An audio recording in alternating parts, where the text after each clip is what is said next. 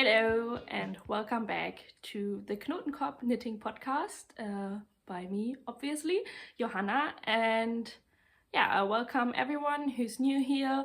I think thanks to Benicia from the Woolly Worker, there are a few new faces on YouTube and Instagram, so I hope you enjoy the content I create, and I don't know, welcome to the group. And yeah, it's 2024, it's January. I will go back to work tomorrow. And yeah, it's been some lovely holiday days. I had a great time at home. I stayed for 2 weeks at my dad's place and saw a lot of friends and had a lot of knitting time, watched a lot of TV shows, finished a lot of TV shows, and yeah, I don't know, it was really relaxing. And since my day-to-day life is not very social, I really enjoyed it to surround myself with a lot of friends and spend time with them, drinking a tea, and try to put it away, because I think this time we will get into my knitting projects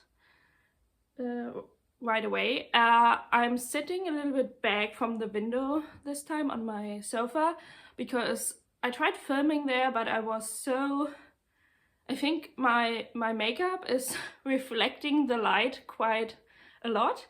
So I was like really not washed out, but I was glowing and reflecting. So yeah, I thought maybe the lighting situation is better here, which is funny because I worried the whole morning about not having enough light. But today it's quite sunny and it snowed a little bit, so the light is reflecting into my apartment a little bit.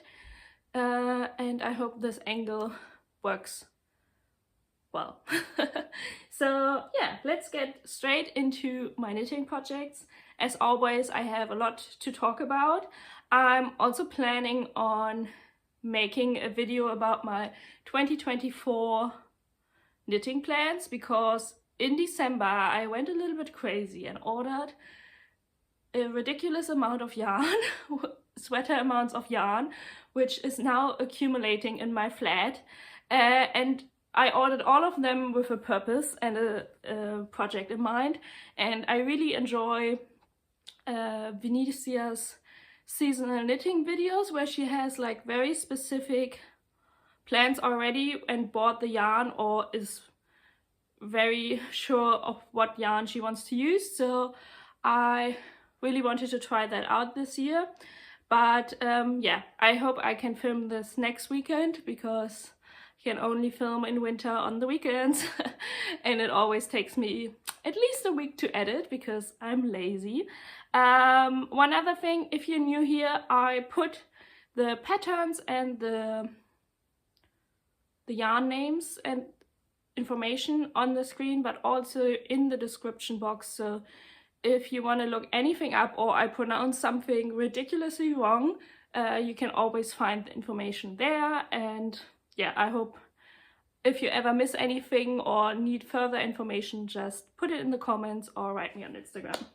So let's talk about finished objects. I wanted to go back on a finished object from my last podcast episode, because sometimes I'm a little bit too fast to call my objects finished, when in reality they haven't even been blocked and I haven't worn them yet. So for me, it's finished when I'm finished with knitting, and most of the time I don't even weave in the ends. But this time I had to say something about the finished object. So I finished last time my Levitate wrap, and as you've seen in the last podcast episode, I modified it to put on buttons at the bottom band instead of doing a tie and the tie straps.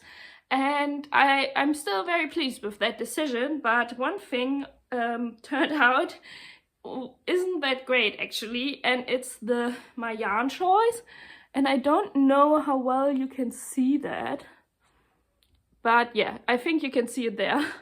There's a lot of peeling happening on there, so there's like actually like huge bubbles and just strands sticking out, and that's definitely the brushed alpaca I used in this project. And I only it only appears under the arms, like, or under the sleeves, like the bottom of the sleeve, and I wore this quite a lot already because it's very warm and comfortable. But yeah, I don't know how long this peeling situation is going to continue, or if it's like going to felt and stop at some point. But yeah, it's kind of sad if it just I don't know, going to look like this forever. I'm obviously have like one of these like electric shavers, so I can deep peel it, but I'm quite worried that it's just gonna appear again. And it's interesting because it wasn't the first time that I used the brushed alpaca by drops. I knitted like 3 different projects with it, and the other times, but it was half fisherman's rib or brioche. So maybe with a texture it doesn't peel that easily. But yeah, I think only time can tell. But yeah, I just wanted to go back on this finished object. Another thing is, I thought the brushed alpaca silk, or generally the garment, is going to stretch quite a lot with blocking, but it didn't at all. And so now it's actually a very short cardigan, or wrap cardigan, and to a point where I often can't wear it because I wear only high-waisted pants, but they need to be very high-waisted to actually meet the cardigan, and I think it looks really weird when you wear it closed and there's like a gap where you see the t-shirt or whatever you wear underneath. And I actually still have enough yarn left over, actually a whole ball of the brushed alpaca silk, so I could make it longer, but I don't really know how. Because if you know the pattern, you have like these double knitted, I'm trying to show you, bands, and I don't want to open the bottom band, like the hem band kind of. So the only idea I had was like cut into it straight above the bottom band and lengthen it, and then like sew on this like bottom end band again, double knitted bottom band, I don't know how you call it, but I think it's quite scary because I would need to cut into the double knitted edge double band as well and continue knitting double knitting as well. It's a lot of like complicated thinking to lengthen it. So if you're knitting this, make sure you make it long enough, because opening this up, especially with fuzzy yarn, is like, I think, a nightmare, and I'm not really sure if it's worth it. But at the same time, I really want to wear it, so I don't know, I'm not sure about it yet. I also thought maybe I want to reblock it, because I got blocking mats and also these like combs, which make it easier to make a straight edge while blocking. So this could also be something I try out, because just cutting into it and maybe ruining like these really clean edges, which are part of the design, is kind of scary, and I think I won't be able to unravel it because it's so fluffy. So yeah, just keep that in mind if you are trying to knit this as well. I think I made it way shorter than the pattern recommended, so it's a me fault and not a pattern fault. So probably if you just knit it after the pattern, it should turn out the right way. But I was afraid I wouldn't have enough yarn for all of the double knitting, and but it turned out I still have like a whole ball left over, so I could have made it much longer. So yeah, just going back, because I think a lot of people talked about their flop knitting, and I wouldn't call this a flop, but it wasn't what I expected. So yeah, let's go on. What else did I finish? Obviously what I'm wearing. So this is my Marseille sweater tweed version, and it doesn't have any stripes as like the pattern recommends or is like known for. It's just a one colored sweater, and it is in this like really cool tweedy yarn that I got in England while I was on holiday. I shown you this as a whip in my last podcast episode, and yeah, it has like a very, I don't know, regular dropped shoulder fit, but I love it. It's like the same as my last Marseille sweater, which I knit in the beginning of 2023, and I unfortunately lost in May. It's like a very comfy, easy fit. You can just throw it over everything, but also I think it's still an interesting knit because it has like this cool tweedy look, and like with this like little scarf you can accessorize it really nice, or wear like a nice collared shirt under it. Yeah, but it's also like kind of like a sweater for me. I can just throw it on and be comfy, and yeah, it's just an easy knit for me. And I choose the Marseille sweater pattern all the time for drop shoulder patterns because I just have it. You could probably use any other drop shoulder pattern, basic stockinette as well. Though what I really like with this pattern, you have like short row knitting in the beginning of the sleeves, so they fall really nicely, I feel.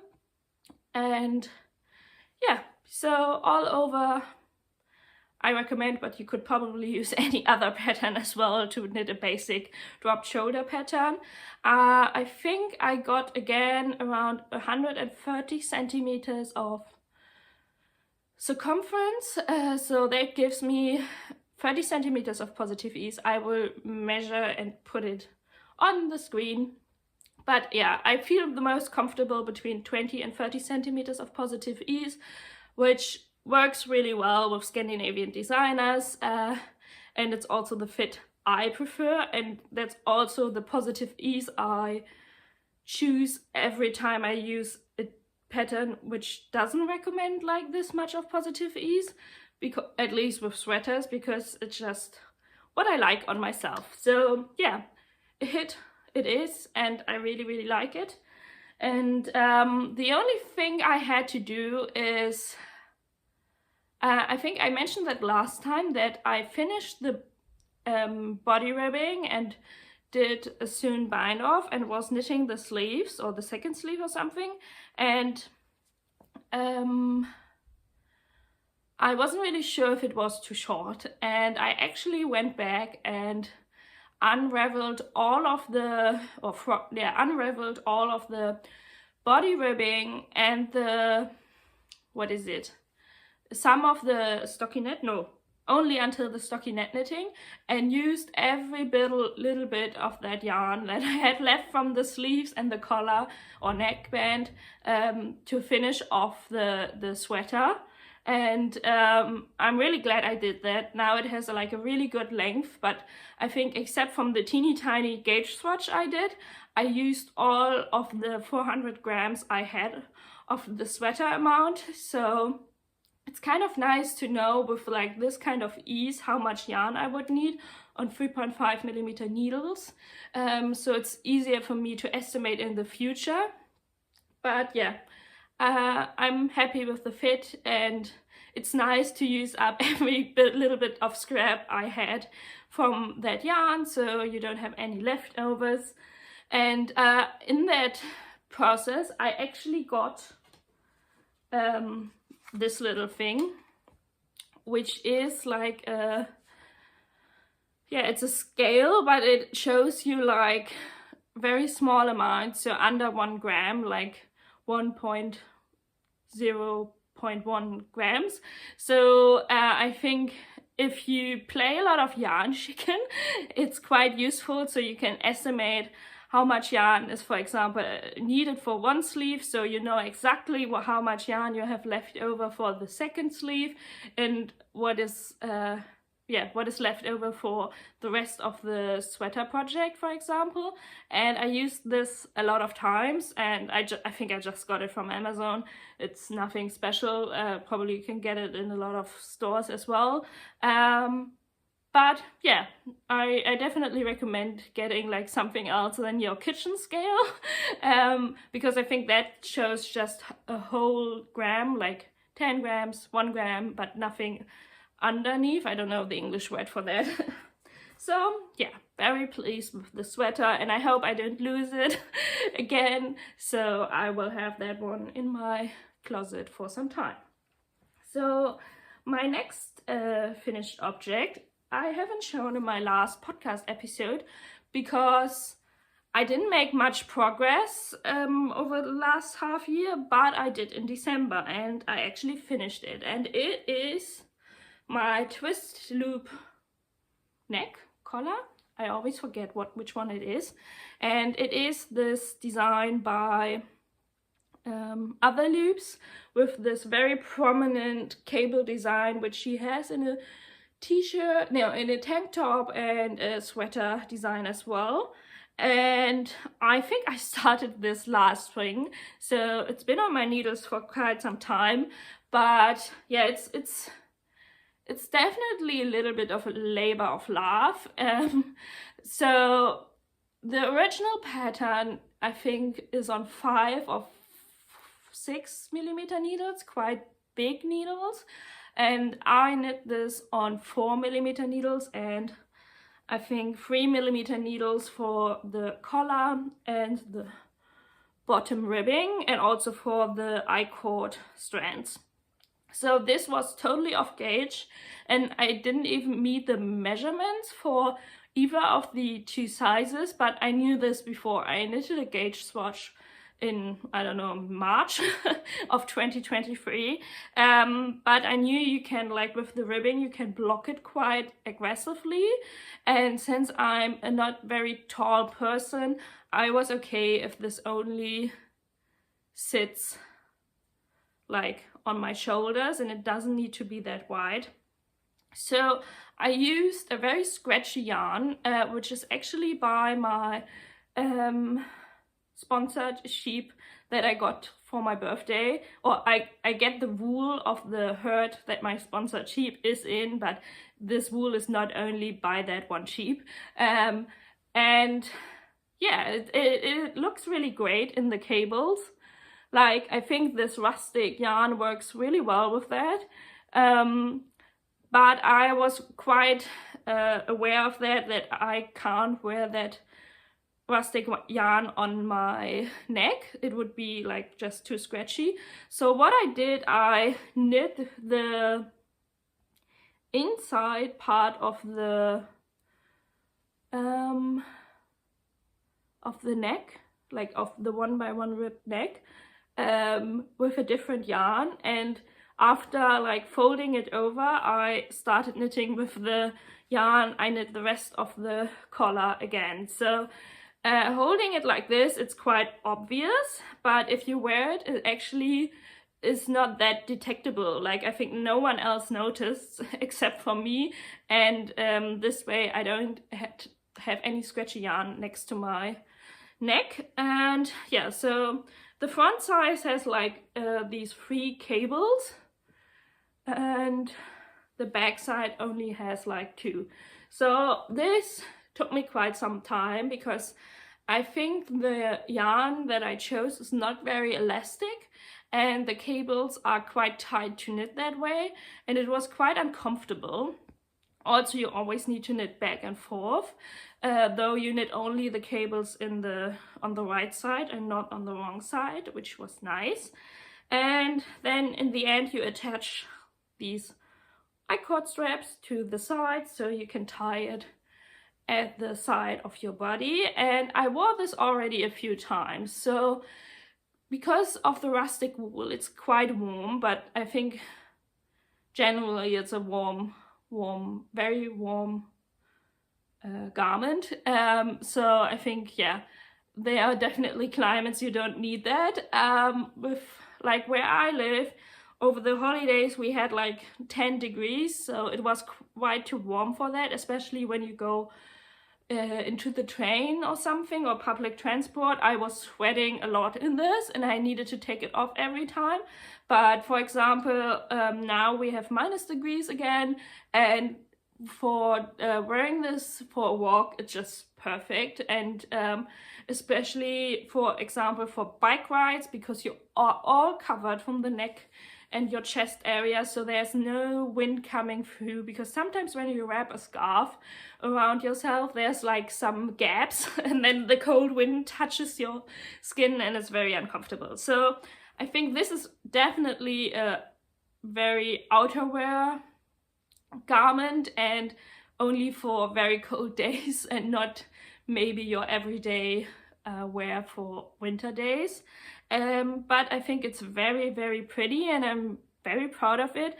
But it definitely turned me off knitting the sweater and the tank top, even though it's a pretty design. But I don't know, it was a lot of work, and at the end I didn't really enjoy it anymore. Maybe it was because it was lying around for such a long time and I just wanted to have it cast off. But yeah, I'm glad I have it. But oh, I'm sorry, I just pushed the thing my phone is standing on, so you're shaking. But yeah, it's very pretty. I probably inserted pictures of me wearing it properly with a coat, how it is supposed to be styled, and yeah, pretty and useful, I would say. So what else did I do? I also finished 3 hot water bottle covers, and that was like, I don't know, a little bit crazy. I'm knitting on one now again, and I'm going to start next week 5th one, so I just needed to count it in my head.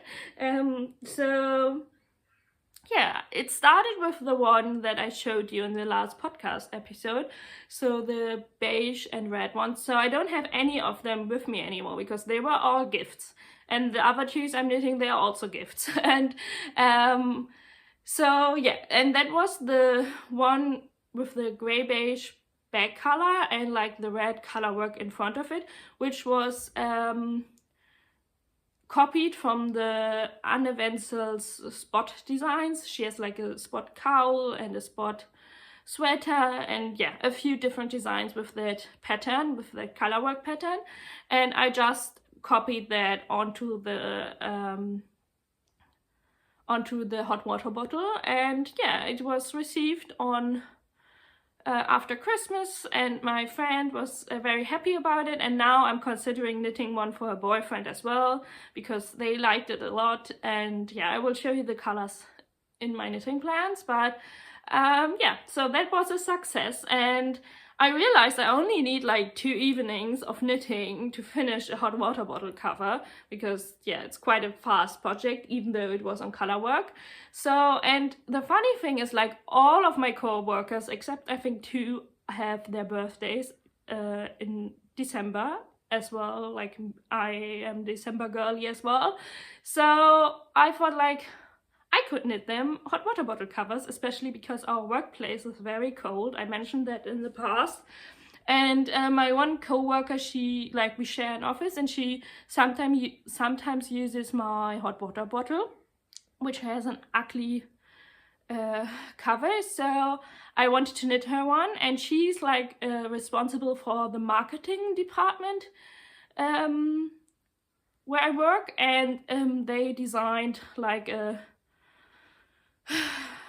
yeah, they developed a design for my workplace, and I thought it would be really cool to put that design onto a hot water bottle, and that's what I did. So it is like a 3-stripe design, so you have like green at the bottom, then a small white stripe, and then blue at or turquoise at the top, and we also have like postcards to send off, and they have like sheeps on it, and so I thought like I could duplicate stitch a sheep for her onto it, and that was maybe not the best idea I had, because it worked out great, it looks great, and everybody seemed to love it over on Instagram. I was quite surprised because I didn't think it would be the hot water bottle cover that would get the most appreciation, because it's quite specific to my workplace, but everyone loved the sheep. So I just got Boucle yarn. So I duplicate stitched onto the hot water bottle cover with Boucle yarn, and at first it didn't work out at all. So what I did, I duplicate stitched in a light yarn the sheep onto it, just the basic wool I had lying around, and then I duplicate stitched over the duplicate stitch with the Boucle yarn, because otherwise it would have been too sheer. And also, like, I can't recommend at all duplicate stitching with Boucle yarn. It's just a nightmare. I mean, a lot of people mentioned already that knitting with Boucle yarn is kind of difficult, but I think it's nothing against stitching with it, because it's also very fragile and can easily rip, and you need to pull the yarn always through, and sometimes it just ripped, and sometimes I just couldn't get it through because of all the like little, not bubbles, but like these things that make the boucle fluffy. And yeah, it wasn't my best idea, but it turned out great. So yeah, but I hope no one is gonna expect in the future a fluffy sheep from me on any hot water bottle covers. So yeah, and she loved it. And then like my other coworker had her birthday like a week later, and I was like, I need to make her one as well. So, and I think at that point the Maxine hot water bottle cover by Penrose came out, and I really liked the classic design, and I wanted to make something totally different for that colleague, because she's also the only one who's actually a knitter. So I definitely wanted to make her something advanced, and I think the very classical Christmassy pattern by Laura yeah, gives off these like very impressive color work vibes without being too overwhelming, because it's just a small hot water bottle cover and not a whole sweater. And yeah, I did that, and I chose like more of like neutrals and like muted Christmas colors. So there's like dark red and dark green and browns and beige colors in there, and I think that's very much her color palette.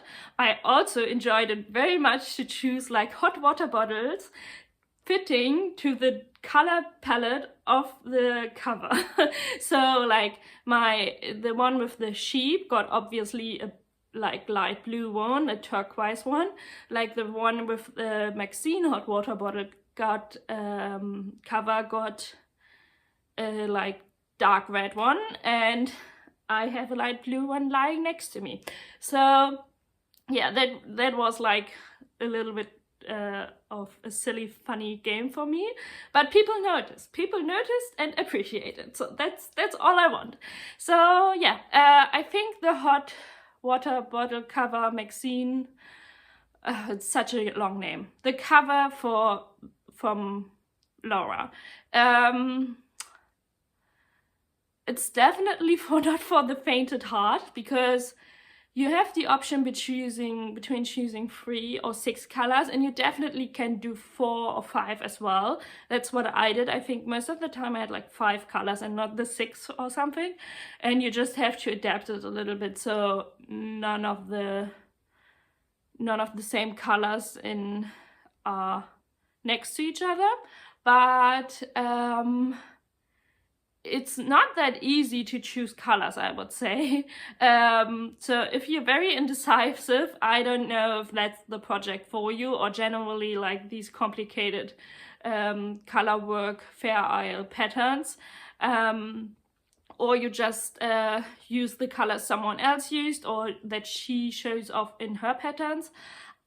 It was the first time I used a pattern by her, and I found it really great written, so I was really impressed by it. Also the color work charts were amazing, like especially because she used colors and not signs, because often like they, for example, like PetiteKnit Celeste sweater, she doesn't put in colors in her charts, but does like a sign for each color. So, and I think sometimes it's hard to remember if you don't color it yourself what sign is what color, and I found it way easier to remember like what color in her chart is a color in my chart, or in my design, or in my knitting, in my project.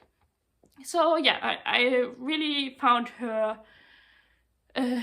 writing style very nice and fitted to my kind of knitting, and it was not too much but not too less, or yeah. So yeah, really enjoyed that. This is also the reason why I'm knitting a second Maxine cover again, and I think that's all to my finished objects, and now we go into whips. And let's continue with, yeah, hot water bottle covers, because I haven't knit enough of them. So yeah, as I said, nearly all of my colleagues have their birthdays in December, and another one had their birthday, but it was like during the holidays.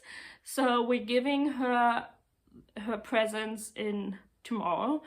So I had like all of like the first week of January still to knit it, but I didn't take the yarn with me because it's a lot of scraps, and I haven't had decided to on the color choices yet, so I put that off until 2 days ago and I have to have it blocked until tonight and dry until tomorrow morning, but I think it's doable. So yeah, because I only need to do the neck of the hot water bottle, or the cover for the neck. So that's the design, and this time I used again a like creamy beige background color, but used blues and browns this time, so to make it a little bit different. And also I think it fits great to January and February, because yeah, it's not Christmas time or Advent time anymore. And yeah, I already did like the decreases and just gonna start the 1x1 rib for the neck now, and then it needs to go into the yeah, into water and get blocked, and hopefully leave it on the heater, like yeah, to get it dry until tomorrow morning, because it definitely needs blocking. Like it's very stiff in some parts, and yeah, I like with this much of color work, I definitely would recommend a good soak. And like I mentioned, I obviously got a fitting hot water bottle to the cover. So I mean, it's not the same color, but it's definitely in the blue palette, and I think it comes off more turquoise on the camera than it's in real life. So yeah, this will go on there, and I always block them by putting them on wet on the hot water bottle. So that's also the reason why I weaved in all the ends from the color work before I started the decreases, because turning the inside out to weave in all the ends after finishing the slim neck is quite a pain. So I wouldn't recommend that. And also getting it over the hot water bottle is not that easy as well. I think that's the hardest part of the whole finishing project part, to fold the hot water bottle in a way that you can fit it into the very tiny neck of the hot water bottle. So yeah, I hope I'm going to finish this after filming this podcast, and I just took off my beginning of the round stitch marker, which isn't great. Just let me put them back on.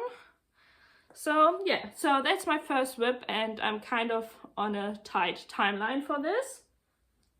My second whip is my main project right now, and it's, wait a second, I will take sip.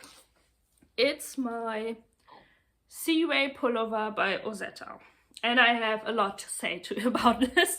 So this is how far I am. I'm finished. I haven't finished with the body because I'm trying to see if I have some yarn left from the sleeve. It should be around 10 grams, but I do want to finish the sleeve, second sleeve first before continuing at the body. So this is kind of a story in itself. So I'm knitting this with the BFL yarn that I got in England, and I showed in my last episode, and I was planning on knitting a textured sweater with it. So I knew that I didn't want a classic cable because this is a very soft yarn and I wasn't sure how well the cables would show, but I thought like something of the sweater number 18 or something else textured. So then I looked into the yarn amounts and the needle sizes you need, and it turned out I didn't have enough yarn because I would needed to go down in needle size because the yarn is like a 2 DK weight, so it's like 50 grams, 110 meters, and I couldn't meet gauge, so I would need probably more yarn than the pattern recommends, and I didn't even have the yarn amount of the size I wanted to knit in all of the textured patterns that I had on my wish list. So yeah, I was kind of stuck and considered even knitting just a plain stockinette sweater, but I don't know, I wasn't really into it because it's also, I don't want to call it a boring color, but I just knit a very basic stockinette in the like neutral area or scale spectrum color, so I didn't want to knit one again. And I just had it in my mind to knit something textured. So I definitely went on a research trip on Ravelry and tried to find something that would fit the 1,100 meters I had, give me at least 20 centimeters of positive ease, and had a texture, and would fit with 4mm needles. So that was quite specific, and I found the Seaway Pullover by Ozetta, and I to be honest, I have never seen anyone in the online community knit this sweater before, even though it's not quite new or something. I think it came out this year, but has been around for half a year already. And but I think it got recently a little bit more traction. And I never knitted an Ozetta pattern before, so I was quite curious because I like her aesthetic and her designs, and I see a lot of other podcasters knit her patterns, so I thought like that's a great chance, and I started knitting it. And first of all, I have to say I love how it's looking, and it's not even blocked yet, and I think it's going to relax a lot. I do think this, I think it looks like waves, the pattern, and I also wanted something with a higher neck. Because this yarn is very soft, so I thought like it's perfect for doing something with a higher neck, because most of the time I knit with more rustic yarn, so doing a higher neck is not really an option. And yeah, so that's sad. That's sad. And I think generally the texture of this is really, really easy to knit, but I have my difficulties with the pattern, I have to say. And I'm quite curious if it's like something I would find in other knitting patterns of Ozetta as well. So I think I'm very used to Scandinavian designs or pattern writing, and I think obviously it's not the fault of the designer who comes after that. So you're just used to a certain style of writing, and it's always a little bit not weird, but hard to to get to use to another writing style. But I think with this pattern, the stitch and the construction, it's not very complicated, but the way it's written, it seems so complicated. And I think the pattern could have used a little chart. I think that would have made it a lot easier to read the pattern. And what I found very annoying is like she often refers, for example, like knit row 20, like you knit row 3. And then you always have to go back and check what row 3 was. But in the end, it turns out it was just knit stockinette. So she could have just written like knitted in stockinette. It wouldn't like taken even more letters or anything. And I think you have it like, there are like a lot of phrases like that where she refers to something in the past, or repeats herself, or writes every row out, which I don't know. I think obviously it's like a personal preference, and I think I'm someone who thinks very visually and likes things to be charted. So I think it's a personal thing, and other people find it maybe very helpful, but I found it it distracts from the knitting and the pattern, and I had my struggles with it. But after you understand what the rhythm of this texture is and how it's constructed, it's actually not complicated. So they are like much more like, for example, sweater number 18 is much more complicated than this one. And so yeah, I don't know. I'm quite curious if I find her writing style doesn't really fit to my personal preferences. In the future, I'm definitely want to try out other patterns by her, because I just like the aesthetic and I like her designs, and I'm very much looking forward to having this sweater. I think since it's so beige, you can't really see much of the texture, but I think I will insert a picture of the original design, because I think she did it in a similar color, though I think her yarn might be the merino and cotton mixed yarn, which even has her color name, like the name of the, like one color I think is called ozetta. So yeah, but I think it's also a texture which works great with like a very soft yarn. So because it's not that prominent and you don't have like these prominent cables that need to stand out, it's much more a softer texture, but makes the knit quite interesting. Another thing I found quite difficult, so the gaps between the sizes are quite big, because you need to repeat like a texture again before you can grade to another size. So that's quite hard to grade a pattern like that. And you find it definitely also in the sleeve sizing. So like the first 3 sizes kind of have the same sleeve count, and you just decrease very fast at the beginning, and then you knit a straight sleeve and just decrease at the end again. And yeah, this way, like the sleeve is quite tight around my arms. I definitely think with the texture, with blocking, it still can give a little bit more positive ease, but I prefer to have like a lot of positive ease with my sleeves usually, so like this much. And yeah, I think to have at least one sweater with a tighter sleeve is alright, but it wouldn't be my preference. And also what I did at the body under the sleeve, and I don't know how well you can, I think it's probably not visible if you haven't knit the pattern, but so I need to stitch up the gaping holes here, but no, I think it's not visible. So she doesn't cast on any stitches under the sleeve to keep the pattern rhythm, because it's like, yeah, they are set in a certain way. So if you cast on stitches, you need to cast on the stitches of a whole repeat to get the same pattern. But I looked at the Ravelry notes of someone else, and they just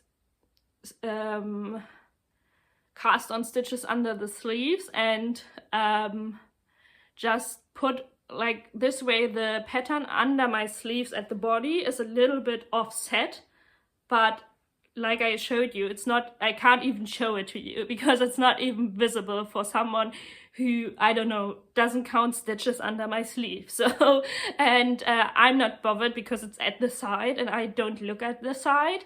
And I think I increased under each arm about 4 stitches. So each textured pattern has, or like pattern repeat, has like 2 stitches more. So I added 2 stitches to 2 repeats in a row. And yeah, I think that's not a huge difference, but it gives me like all in all 8 stitches more in the body circumference, because I was a little bit, I think, about 1 stitch off gauge. I don't know how much blocking will do with the garment, but yeah, I just wanted to be safe and have a little bit more positive ease rather than less positive ease. So yeah, my Seaway pullover, I definitely know that I will have a lot of wear, but yeah, I just mentioned, I think we can put a finish to it, but yeah, there were some struggles with the pattern. What else did I knit? Oh, I will just go by the things I have lying around.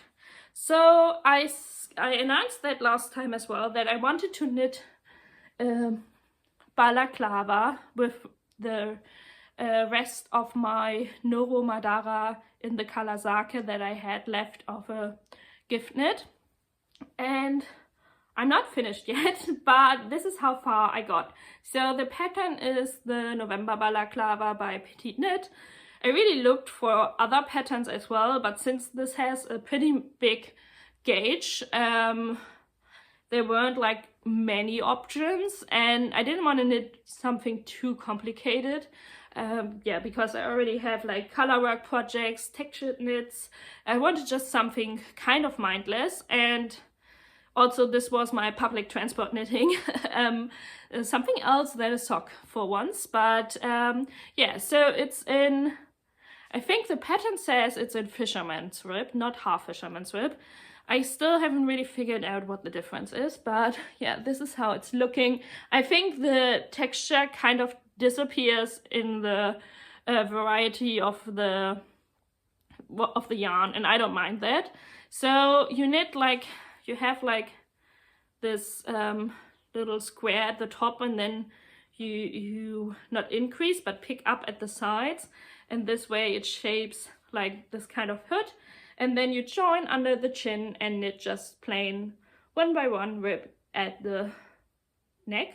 And what is still missing, I mean, I still need to bind off at the bottom, but I still need to knit the area around your face. So you pick up stitches from yeah, around your face, and I'm not sure, but it might be that you even double knit the edging, but it could also be just 1 by 1 rib. I haven't read the pattern that far yet, but yeah, I'm looking forward to having this. And the reason I chose a balaclava is because for once I wanted to have a balaclava in my wardrobe, but second of all, I think this yarn is kind of hard to combine with anything. So if you want to wear it with other accessories, I found it quite difficult to combine it. So I didn't want to have like a hat or gloves or anything. So I thought like this is just a piece in itself. So problem solved. So yeah, and it's a very soft yarn. So I think it would be great to have it around your neck and face and forehead. So great for that. Whew, I'm out of breath. I also cast on a different sweater project. And that one is a second knot pullover, but with a different color palette. So this is on tiny needles. So it's a this way. It's so first of all it's bottom up, as you can see, but second of all it's like a dark navy background color with a cream contrast color, and you have always like these contrast line at the bottom, which I really like of the design, and then you have like these stripes. They kind of remind me of like car racing, like these flags and things you have on the ground. I have no idea. I don't know much about car racing, but like with this color combination, it kind of reminds me of that. So yeah, I'm very much in love with my color choice. I know I'm gonna love the pattern because I already have that sweater in my wardrobe. But it is kind of a pain in the ass to knit in this kind of season because the yarn is in a very dark blue mainly, and I was struggling a lot to find a daytime where you could easily see the stitches even though it's stockinette.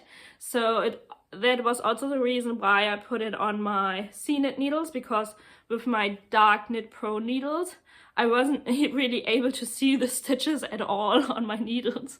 And yeah, I mean I can watch TV while knitting, but I'm definitely not someone who can knit blind in the dark.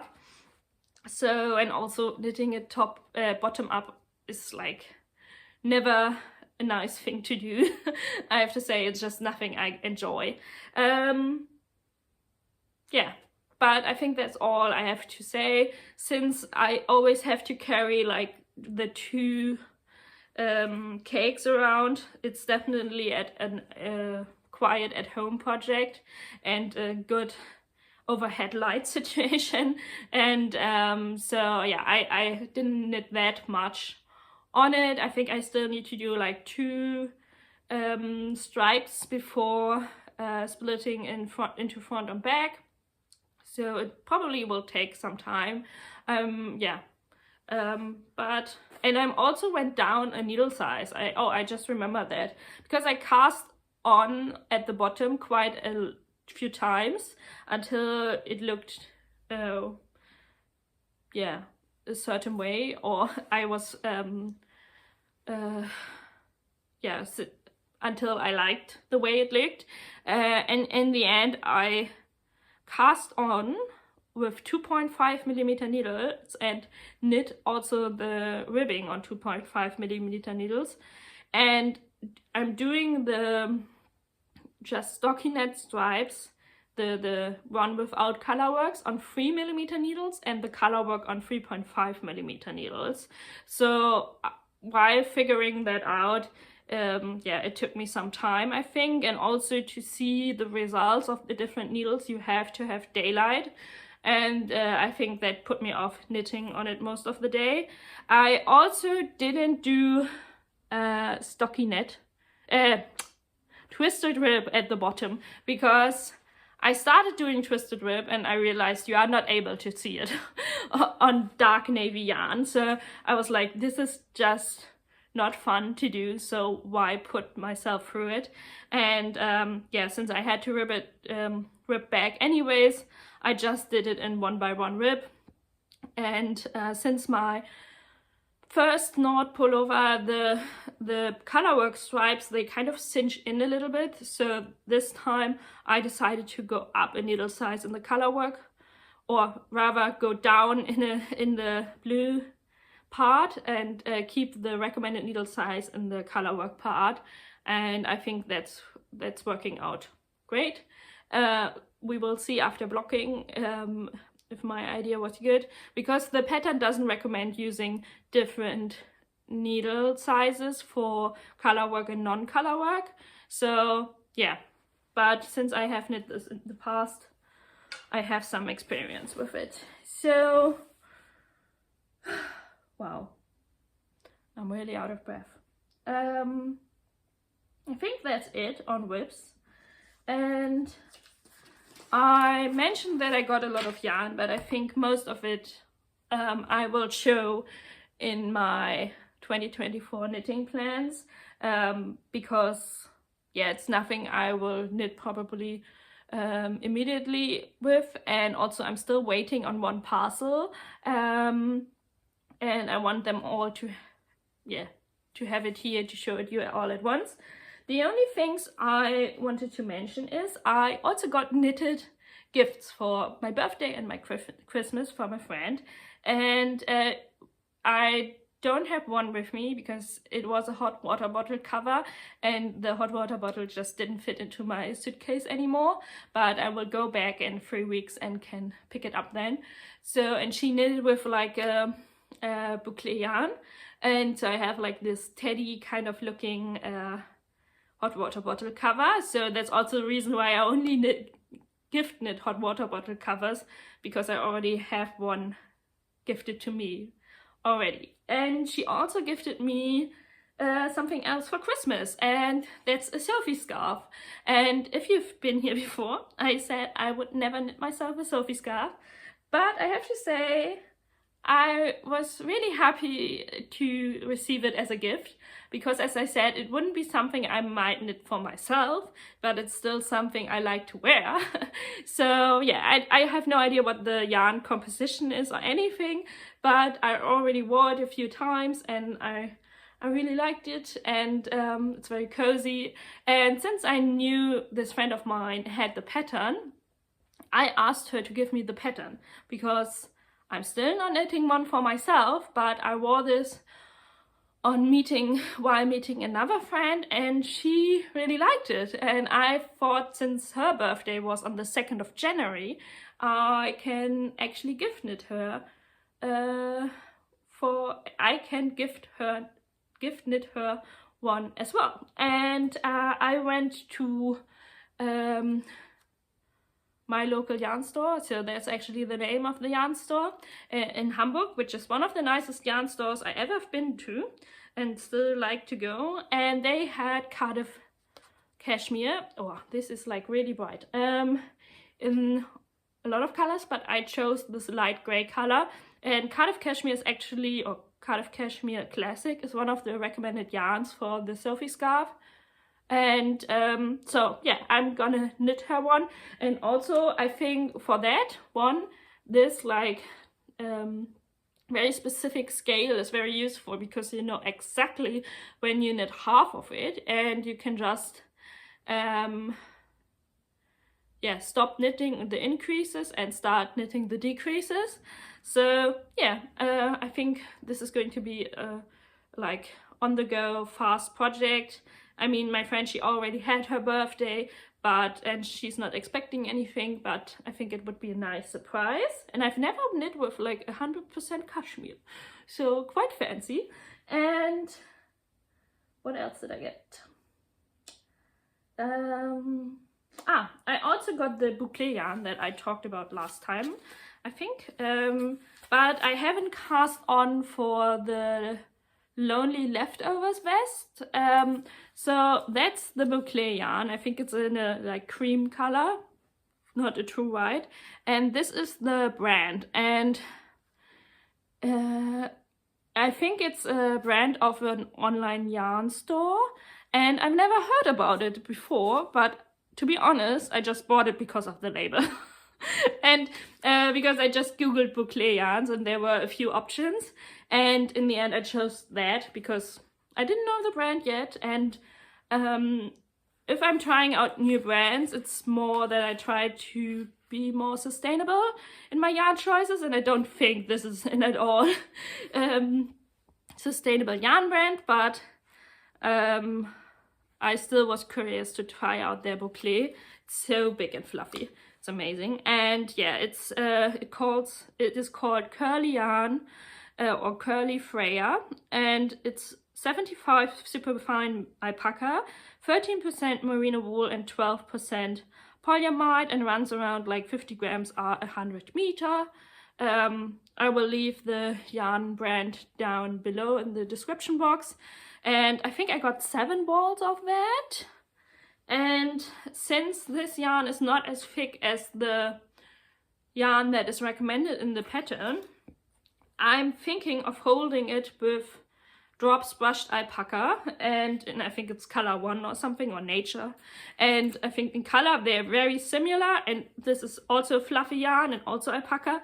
So I haven't swatched yet, so I don't know if this is turning out the way I want for the Lonely Leftovers vest, but it's definitely a more special project because yeah, I haven't knit anything with Boucle, and I haven't knit a vest yet, like a vest to close in the front. And so yeah, we will see. I probably have started on the project in the next podcast episode. And yeah, what else? Yeah, I as I mentioned, I also got blocking mats, the same as the scale. I just got it from Amazon. Usually I try to avoid that, but they had like really good bargain, and I didn't want to spend like 100 euros on blocking mats, to be honest, because I think they can be really expensive, and I think I paid like less than 50 euros, and I had like the blocking mats and a little, not suitcase, but bag for them, and I also had like these combs, but normal pins as well. So it was quite a good package deal, I would say.